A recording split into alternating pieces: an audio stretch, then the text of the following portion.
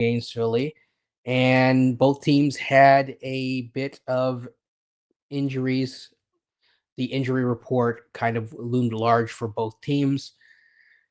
Embiid was in street clothes this time. He's actually been playing more often, but he decided no bueno, he couldn't go tonight. And Paul George were the other major kind of injuries when it comes to Philly. And for Toronto, Toronto was going without RJ Barrett. We weren't sure if, Scotty Barnes was questionable coming into this, and he ended up playing and giving it a go. And he gave it his all, and I'm going to get into that in just a second. But Brandon Ingram and RJ Barrett being out make it really tough for the Raptors to field good offense. They did score 116 in their win in overtime against the Philadelphia 76ers. And Maxey played a phenomenal game. Let's get into just a summary of the game. So, I mean, obviously, you go through quarter by quarter, and what we see is, the first couple quarters. I missed the first quarter, full disclosure, but the first quarter was kind of even as both teams seemed to be feeling themselves out. I'm gonna have to watch the first quarter later on, but I did see essentially midway through the second onwards, where the Raptors kind of had it. They kind of had their foot on the gas, and then once halftime came and the Nick Nurse adjustments came, they were leaking oil for that third quarter. Like, they got whooped 36-18 in that third quarter, and then they stabilized back at 30 points. And it was kind of a back and forth game. And it was kind of, from a Raptor standpoint, a very sloppy game at times in terms of how the offense was going. Now, I will get into overtime. I thought overtime was really great, and it was a fun game, but it was a back and forth game, and at times it was a little bit sloppy in terms of the way that it was played, especially from a Raptors standpoint. There were times it was a hard fought game, but there were times where they're trying to set up offense. It's like, okay, what are we doing? You're missing guys on the short roll. You're doing this, you're doing that. So not great from that standpoint, but great from other standpoints. And really, the fourth quarter onwards into the overtime is where the fun, in my mind, really kind of started. So yes, the James, welcome. Got in Getting right into my point. I'm kind of leading slowly into the CMB and Martin point. Martin played like a dog. He was big. Not the best passer, but you can tell he gives you all. He's not going to cheat you from an effort standpoint on both ends of the ball. And of course, when we look at the tail of the tape, so to speak, and I'm going to just put it on the screen right here, is, give me 1 second. Hello, everyone. Um, so when we look at the game overall, right, the Raptors did not shoot well. They shot below 40% from the field versus the 76ers. I'm going to make this window, I'm going to just resize this really quickly, so it's just a little bit easier to see, so that we can see all of them. But yeah, it was not, like, from that standpoint, it wasn't great, but it was really the effort, and the bench really got them back into it. They won a lot in transition, and we see that right here with the second chance points, points in the paint, and fast break points. And to me, number one, yes, Martin was big. I think CMB, who I believe he had 15 rebounds just by watching the game. And let's just see. I know he had a double double. Just by watching the game, you felt his presence. Yeah, 17 and 15. Um, with like three steals, three blocks. Like, that guy, there was moments where some of the other starters out there almost lost you the game. There were moments out there where, down the stretch, where, like, quickly was like shooting like a bomb, and I was like, what are we doing? He kind of was, as a rookie, that steadying force.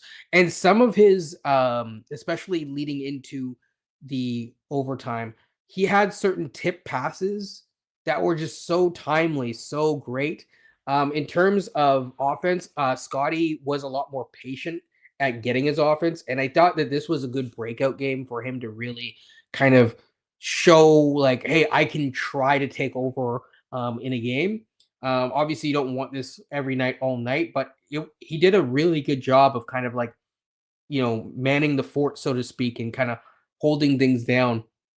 And down the stretch, he was able to start drawing double teams in the post and then kicking out from there. He had one where in the late the highlights, by the way, are not up yet, but he had one late in the game, in the fourth to quickly, where he just drew in that double team, quickly did one dribble and passed over his shoulder into an open quickly who streaked into the spot.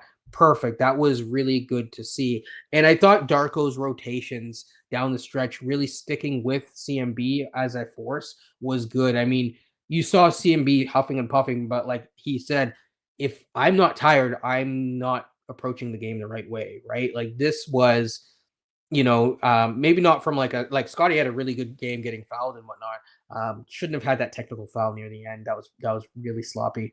Um, and like I said, some of the passing was sloppy, but overall, like it was really CMB and then Martin as well on the perimeter, kind of being a dog, getting into the other guys on the other end.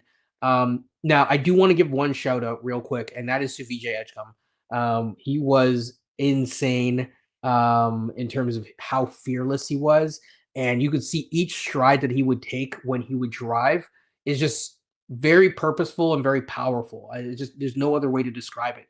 So when you have the wrong guard like trying to like cover him, they're not doing much. There's a reason why Jacoby Walter is like getting very minimal in terms of play time today. So yeah.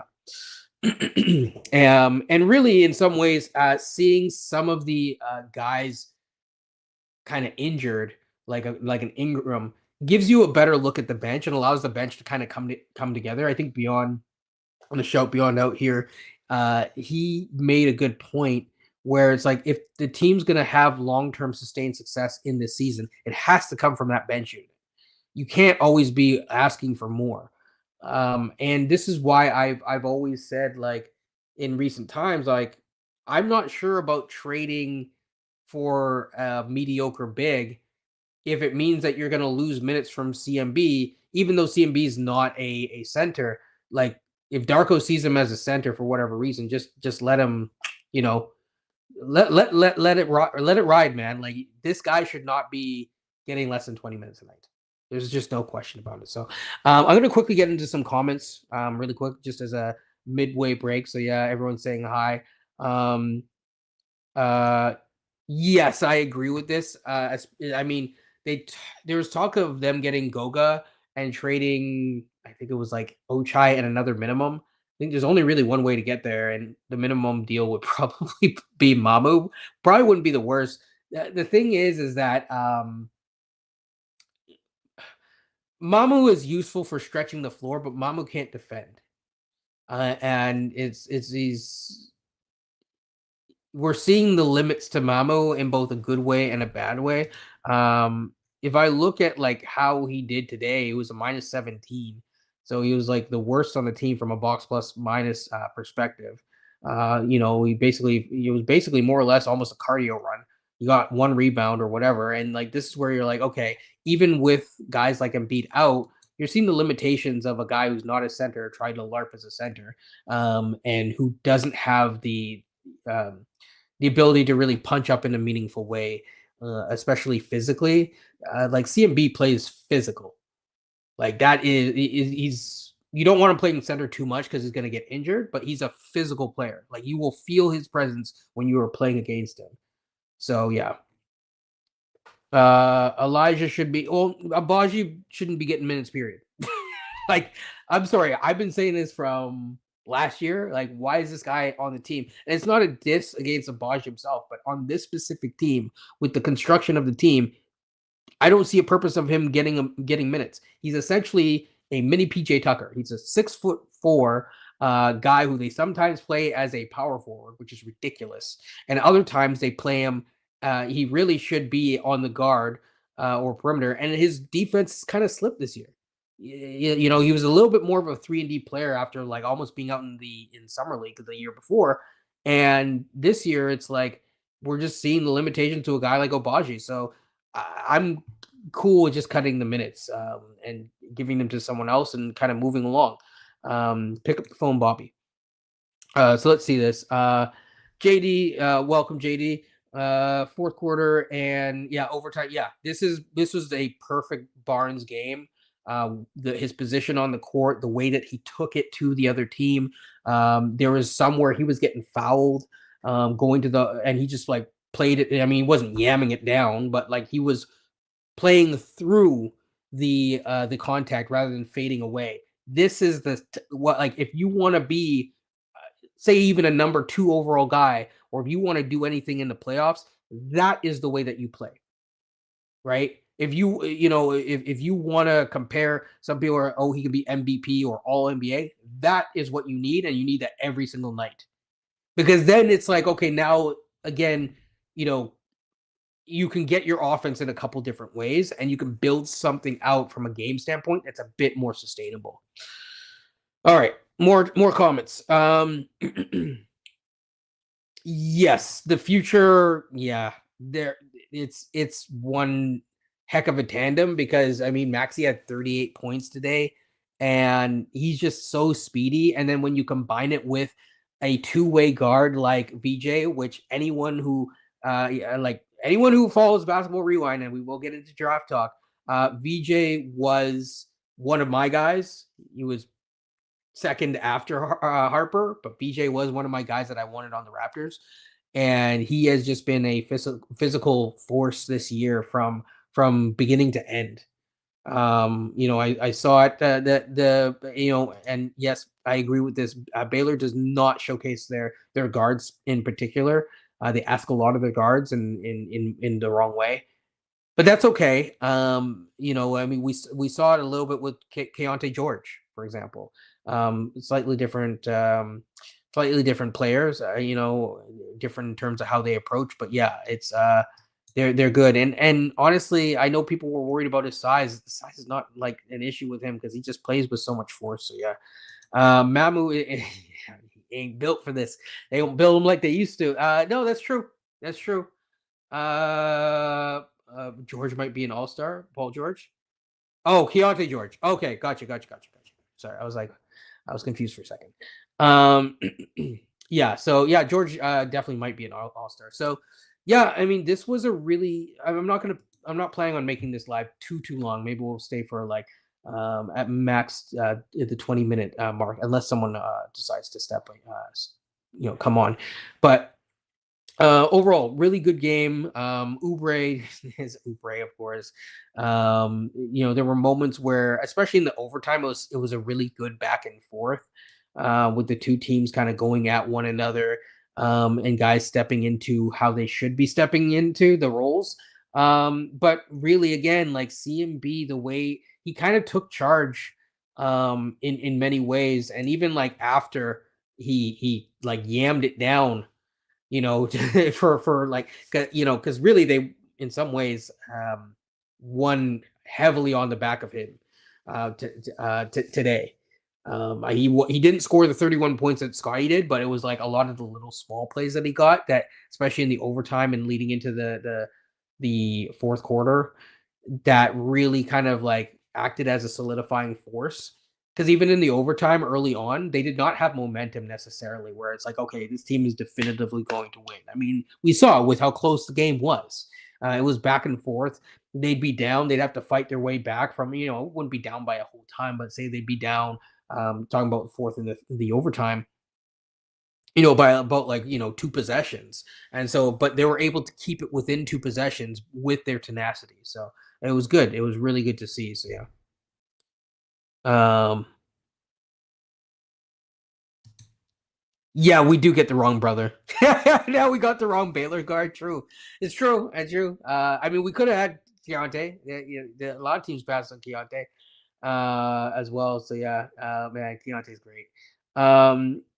Shed was getting into the lane. I know a lot of people were not happy with Quickly tonight. I think this is just from a box plus minus perspective, from an effort perspective, it's okay. But here's the problem with Quickly, okay? You're going to the line 9 times, you're a guard, you're supposed to shoot well. You're shooting 66%. Now, you see 6 of 9, it's not bad, but it's like you should really be making it should at least be like I'd say at least 8. Like you should have missed 1 and that's it. So that's the first thing. But that's more minor. The thing is when you're shooting 25% from 3 and 27% from the field, and it's like a Fred VanVleet like style numbers, and like yes, he did get some of those steals, but I have to go back on some of those steals. Like, were some of those steals like him getting the ball or him creating the opportunity to get the steal? Because those are two different things that can happen. And I'll go back and watch and maybe make a post about it on Twitter or something like that. But I just feel like when he controls the game, and there was a moment where he was going off in the fourth, and it just like it was good, but I'm like, okay, now get some other guys involved. And he's still having trouble like balancing that. I think Esfandier made a Bahraini, he made a post about like Quickly's playmaking. Um, he's not one to necessarily go at players. But he made a point about Quickly's playmaking and how it's lacking. And the challenge is that when the game really slows down, when you can't rely on just your half court, sorry, your full court offense, where you're just thriving in transition, you're going to run into problems in the playoffs, and that's where the concern comes.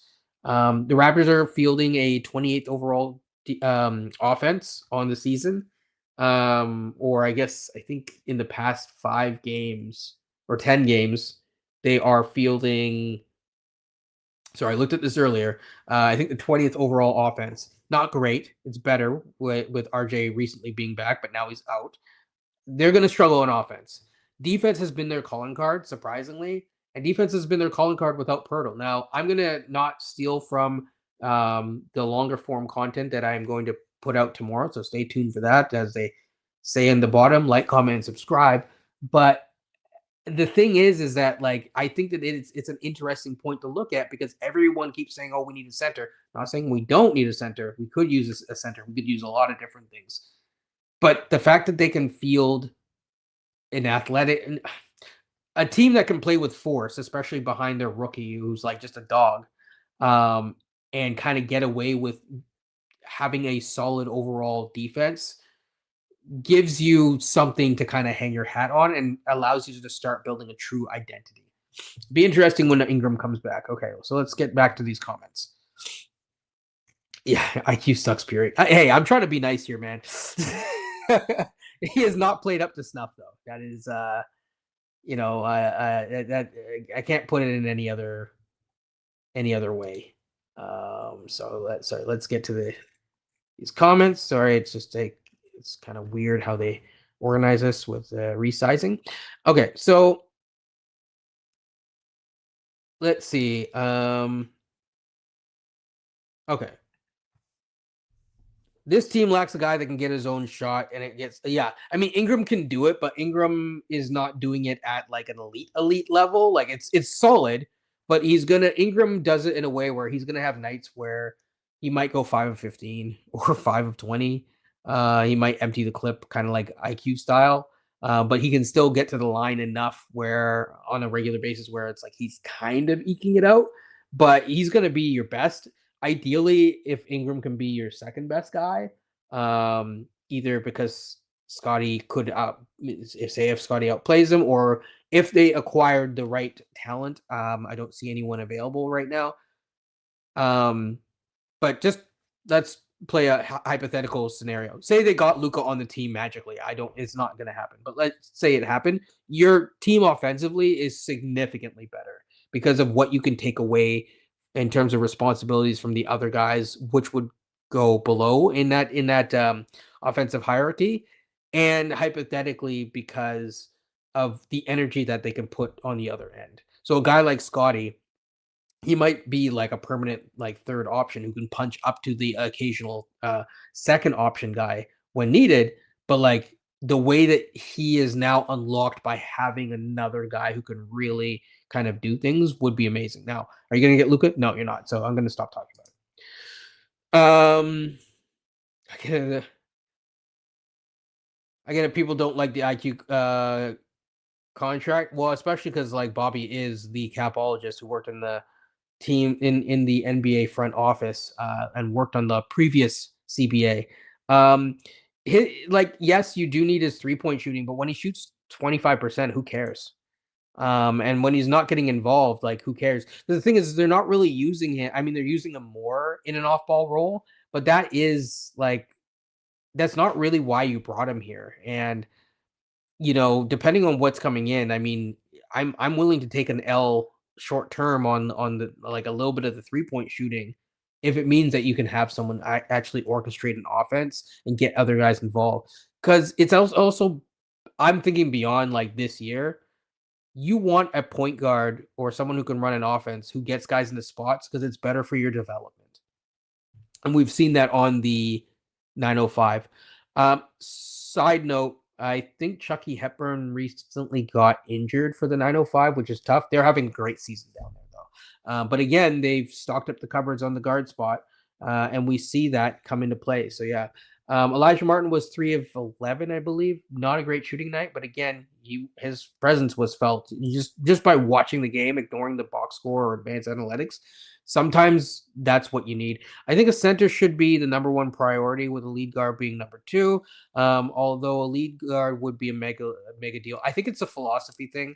I prefer just having someone like if I have the guard, like if you can get the right center, go for it.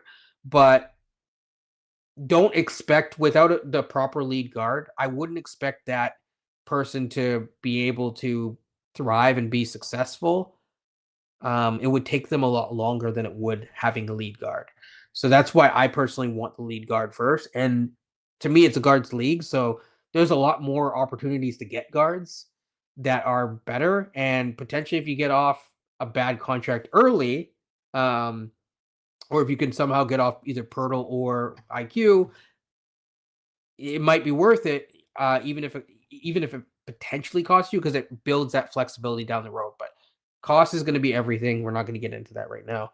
Uh, he he did Jordan Carl. That's actually see. I've heard IQ being compared to Colin Sexton, and I don't think that's a good thing. Colin Sexton is incredibly talented as an offensive player, but he's not getting guys into spots. He can get his, but he's not like running an offense in a way that really makes you feel like he's running an offense. Who's a worse contract, Pirtle or IQ? Pirtle. Um, but one could argue it's close. The problem is Pirtle, the back is not going to get better. Whereas IQ, you just talked yourself into IQ the other day, or a couple comments ago, saying IQ is with his 3-point shooting. So another team could convince themselves, if his contract wasn't so bad, that like, hey, we could use him off a bench or something like that and make it work. But Pirtle with the bad back, I don't see that getting better. He had 2 weeks off where they're like, "Oh, we just need 2 weeks. Yo, just give me 5 minutes." And all of a sudden he comes back and he looks worse. He plays 7 minutes. They're like, "We just got to pull the plug." He didn't look like an NBA player. And at that point, yes, it's technically a 4-year that we're looking at it because the final year is not fully guaranteed, but it's still like you got to get that far into the future. It's a hefty bag. Maybe that's why his back's hurting because he's carrying all his money to the bank all the time. I don't know. Um, so yeah, and here's the thing. James points something out. No one wants him, and the interesting thing is you keep hearing IQ. The interesting thing that gives me a little bit of maybe hope is that I'm hearing the right names being offered in deals more often. So IQ has been reportedly offered in 2 deals recently, right? Whereas like, okay, they're trying to get off him. Pirtle is one of the things that's getting reported as well. So it's going to be challenging to build that flexibility, but it is possible. So yeah.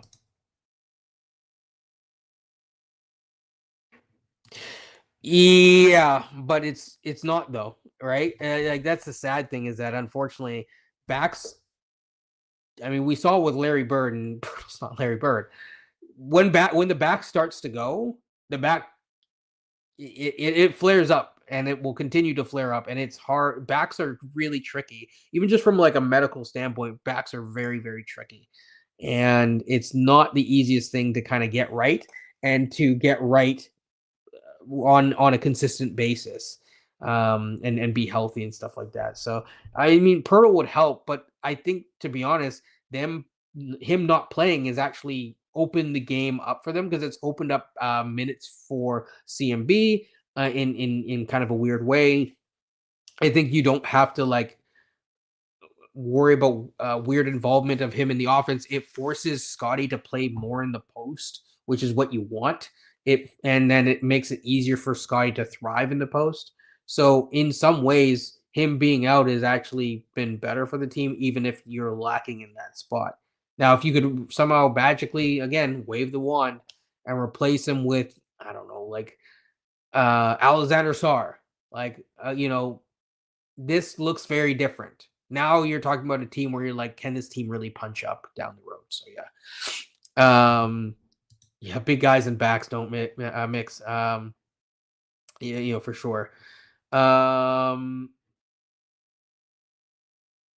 yes, and also it reveals this. So Coach Roach posts him not playing and still top five in defense is very revealing to the front office. Here we have the only front office in the league who loves Pirtle's game, and that might remain so moving forward. So again, it's expansion could happen. That could happen. That could help us for sure. It could allow us. It could open up a few options. But yeah, I'm stalling time for a little bit just to see if I can get the some of the highlights because the highlights are really great to see of this game if I can get them, and they are up. So perfect. I'm gonna look at some of CMB's um, highlights to end the game. And some of Scotty's drives as well, I think, are going to be really useful and great to see. So I'm just kind of queuing these things up right now as I kind of talk through and fill up time. And we're going to be watching these type of things. Scotty had one in the fourth quarter where he made a pass, almost got lost by Jameson Battle. Jameson Battle took it and like at a weird angle went it missed it. He was luckily in the right position to get the rebound, but in some ways, these are the type of things where you have to slow the game down and see these reps more. This is why they call it reps at times. Um, and so yeah, so let's see these highlights as I queue them up. Come on, NBA site. It's still not quite there, folks. Darko needs to start. I mean, he has. He's benched. He's benched quickly. He's benched quickly at times, which is bad. I mean, it's almost I don't know why it takes him so long to recognize these things, but um, yeah, I mean, the best thing for Pirtle would be to get like one of those like military grade like bionic like suits and just like wear like a bionic suit to the game like under his jersey if they can get it looking like like part of it like a skin tone like one and then like kind of see if he can kind of play it from there because like it was like that bad. Like he's really not moving too well. So I'm again just queuing these up step by step, so I do not get a ban from YouTube again or anything like that because that is not good. And once these are all queued up, we will start going through some of these wonderful plays. So bear with me. I'm just wondering though, in the meantime, what were other people's thoughts on overtime and whatnot? I mean, I've talked for a little bit of time, but I'm just curious if anyone else has any other thoughts. Um, you know, yeah. Okay, so there is.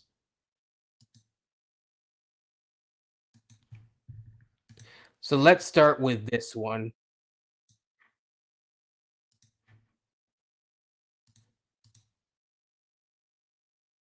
Okay. So this is a really great play, and we're going to play this a couple times by CMB, but this is a really good play by CMB in the fourth. His first steal. The other steals don't necessarily count in the same way, in my opinion, if you watch them, just in terms of like, okay, he picked up the ball or whatever. But this is a really good steal. So you watch here, VJ Edgecombe is driving. And again, like I said, he's going to come down with force, and quickly is not going to be able to stop him. The two people that you're going to be looking at here is Scotty and how he's watching the ball, and he is going to be your and CMB is also watching for the drive as well.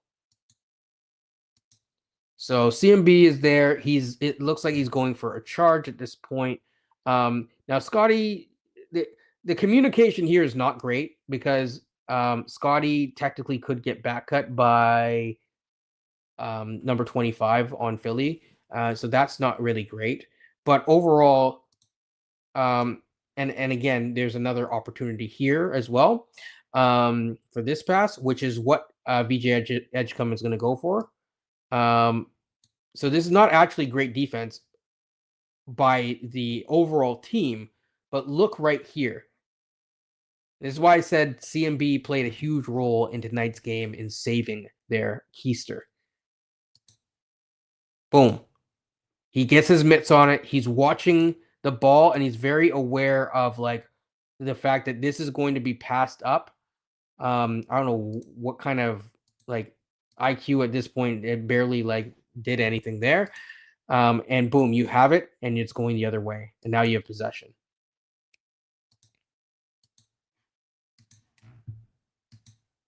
Just incredible stuff, honestly.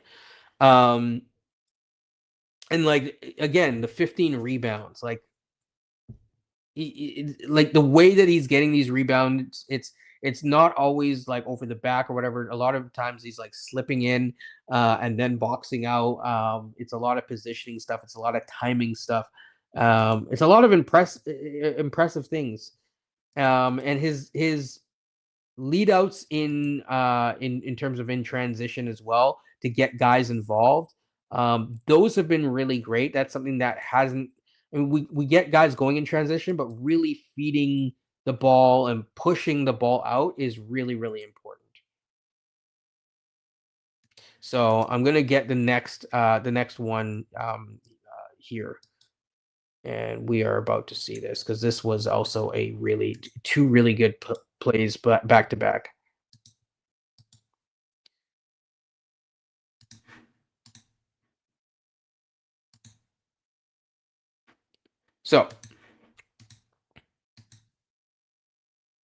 So these are a few assists by him. So again, you see him secure the rebound, and just he does not wait. He's mapped out where it's going to go. He looks at the numbers that the Raptors have. You know, you have 1, 2, 3, 4, 5, and you have your man out leaking out. This ain't Pirtle running. This is Jacoby. So you know that in a track meet, he's gonna have a decent shot. It's a clear court. He can kind of throw it, if to be honest, he could even throw it out like kind of right here where I'm kind of mousing over and throw it in that general direction and just have it be a bounce pass if he wants. But no, right there and good. Jacoby does a good job of getting into the contact for the potential foul. And if the ref wants to call it, it's an and one. If not, you just keep it going. But he uses his body to get into to initiate contact, create the bump, and goes in to finish the transition the transition bucket. Okay. This is one of the last plays to end the fourth quarter. Huge play. Huge play. Watch this. So this is not good, okay? This does not make me happy. This is not a good play by IQ. However, see, no, just kidding. This is CMB actually on this one saves it because he gets it off his off Abana. Now, this isn't the play that I wanted because, of course, NBA.com cannot get it right, but this is also a big play to help save the game. What it should be showing you is the assist that he got to Shed, which I will find shortly. But that assist that he got to Shed was massive. It was a major assist that he got to end, to basically there was a few plays that got them essentially into the overtime affair, and kind of went from there. One thing that I might do in the future is I might delay when these videos come out in the future, for one simple reason is just NBA.com is slow at uploading the things that I actually want it to upload. But that's okay. Um, that's okay. I'm just trying to avoid again, any channel strikes here, people. So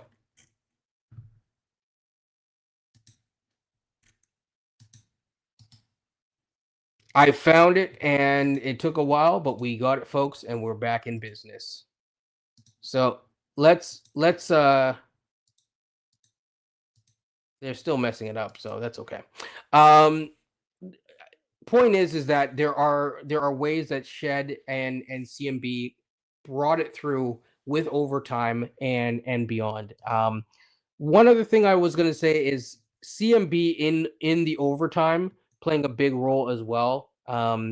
His presence being felt on the boards, huge, huge, huge, huge, and massive.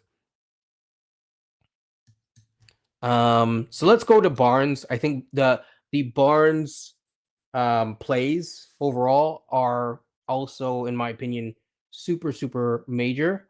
And they played a very, very big role. Okay, so this is actually the exact play that I wanted from CMB, and so we're gonna watch that here. Gonna mute it for you folks. So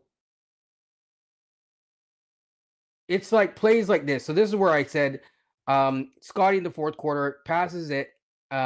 He tries to pass it over to Jameson Battle.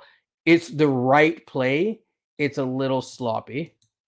Jameson Battle barely gets it, because that definitely could have been a turnover there. But it's the right play. He gets a double. He finally goes in last minute. He kind of doesn't really see who's there. He just kind of throws it where someone should be, because he knows that someone's streaking, someone's trailing, and then boom, Jameson Battle gets it.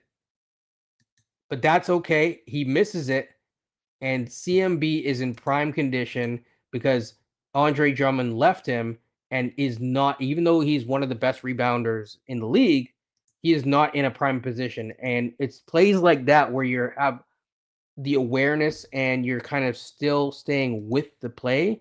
That type of stuff is important. And again, this is why I call CMB a winning player. 100%. 100%. So he had a lot of plays down the stretch. He had a lot of plays down the stretch, which are going to show at some point on this. But he had a lot of plays down the stretch that offensively made the game. Now, Scotty, I thought, also played the impact role very well by trying to get the offense going. So I'm going to go and fast forward to some of the stuff that he did in the fourth quarter, and kind of start from there. So there were drives like this one where he's going and he is not shying away from the contact. Before, he would kind of go, do two steps, and then fade away. He might have a janky handle. It may not be perfect. It may not look perfect, but this is what playing with force looks like. You have the ability to wear your opponent out physically. And the more that you do that, the better. So again, he's struggling to get past Oubre, but he still doesn't stop. He's relentless, and the drive and the handle have improved to the point where this would have been off his foot before. Is not off of his foot, so he's able to turn it one more time and go at it. He's getting hit. He's absorbing the contact. That's an and one. That's an and one. Boom. Regardless of whether or not someone called it or not, that is an and one. And that's winning basketball. So I think, folks, that kind of covers most of it. Again, I wish I could get better access to the to the NBA site, uploading all of their stuff right away. Doesn't always work in my favor, but when it does work, we're able to get great stuff kind of posted right away. I might be able to get a couple of these down the stretch, but again, sometimes it just takes a little bit of time. There was this one by Quickly, which is good. Um, Sorry, this one by Barnes, Too Quickly, which was really good. So you're gonna see him. I believe this is the one where he's gonna post it up. CMB gets it to him. He waits for the double team. So VJ Edgecombe comes over and boom. That is good patient play. He's not rushing himself. He's waiting. He's patient, makes the move, one step, two. He doesn't over dribble. He's not putting himself in a dangerous position. One could argue that, like, yes, I guess, like, right here, the 2000 IQ pass is technically going to Jamison Battle. That's a really dangerous pass, though, but it's a good pass. Um, but the IQ pass is, that's a good secondary read, in my opinion. So, yeah. But that is all. I think that is a pod. It's Basketball Rewind. You're going to get a lot of Basketball Rewind coming up. If you like this stuff, you know how to get more of it. Subscribe and or like. If you really like it, occasionally share it, or leave a comment. But that is all. We will see the Raptors play a back-to-back with Philly. So it is just going to be more of this team. We will see how this team adjusts because we just got one on Philly, and we'll see if we escape with another. Take care, people, and peace.